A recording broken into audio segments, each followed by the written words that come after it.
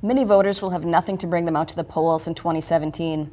But in the North Metro area, several cities and school districts have elections this fall.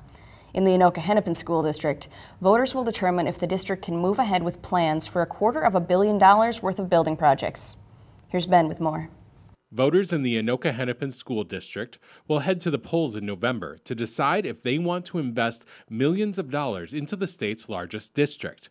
A task force organized by the district worked to determine the future space and educational needs of the district and returned to the school board with 9 recommendations. Key themes were space, adequate space for our growing communities, safety and security, addressing facilities like this, our portables across our system.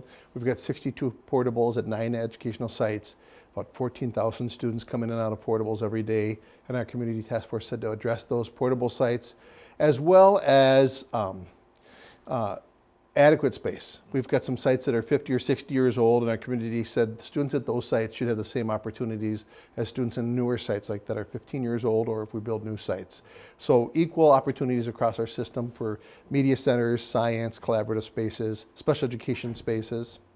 When it comes to class sizes, the district knows that it is pushing the upper limits for high school students. We've got some spots in our high school where we are the highest class size in the metro, and our community understandably says we don't want to have our student fighting for attention from a teacher with 38 other students in a social studies class or something like that. So I'd like to see us move towards the mid-range of the metro average, and I think our school board would too. After reviewing the recommendations from the task force, the school board decided to go to the voters. Anoka-Hennepin voters will see 2 different questions when they look at their ballot. There are 2 questions. The first question is an operating question, and that allows us to open the new spaces should we have the opportunity to build and address class size. And that first question is a $9.5 million operating levy for the next 10 years.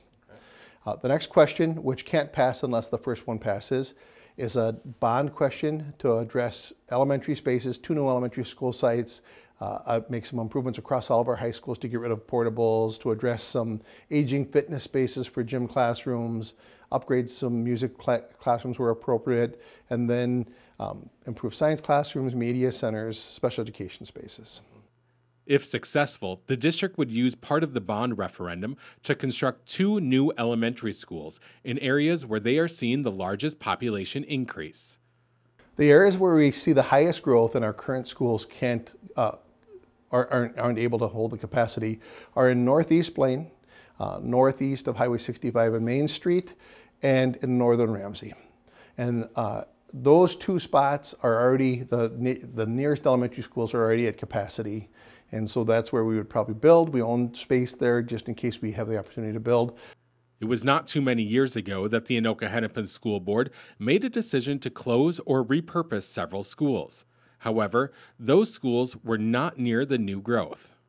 Well, one of the biggest misconceptions is that we might have a handful of elementary sites that are boarded up just waiting for students. And really, when the board chose to repurpose those sites, they were in parts of our community where we couldn't sustain a viable elementary school, like Soderberg Elementary School or L.O. Jacob Elementary School. We repurposed those sites. Soderberg is full of early childhood students and programming that we used to lease space for. So we saved money by pulling a different program in there, and we don't run it as an elementary. L.O. Jacob, which is an elementary that is right by Coon Rapids Dam, was another neighborhood that couldn't sustain a full elementary school, but it's full of special education students and programming.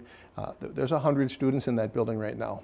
Another site that people think is an empty site is Washington Elementary in Anoka that actually has 650 6th grade students for the Anoka Middle School. So we don't have empty buildings waiting for students, and certainly where we're experiencing growth in Blaine and in northern RAMSEY are a long ways from those sites that we've repurposed. And so in order to reuse those sites, we'd be shifting school after school away from their neighborhood school to the next school over, which our community has told us they're not interested in boundary changes to go to the next school over, even if that was a viable option. And like I said, if we were to choose that as an option, we would have to turn right around and lease the space for the programs we have in those buildings. The district has held several community meetings for voters to get more information about the ballot questions. The response from residents has followed a couple of common threads. The common theme is education is important. The safety aspect has been critical. Our community has said in 2017, school safety is a priority. And people have been very supportive of the fact that we're going to go after the portables and safety and increase space across our system. The question for most voters is, what is this going to cost? The board attempted to listen to their residents when setting the amount for the ballot questions. Our community said that they were willing to invest between $10 and $15 on the average household. In our district, that's about $200,000. Our board went to the low end of that at $11, both the operating levy and the bond would be covered, $11 per month. The decision on the future of district facilities is only a few weeks away, as voters will head to the polls on November 7th. For North Metro TV News, Ben Hale reporting. For a link to the tax impact calculator, concept plans, and more, visit northmetrotv.com and click on News.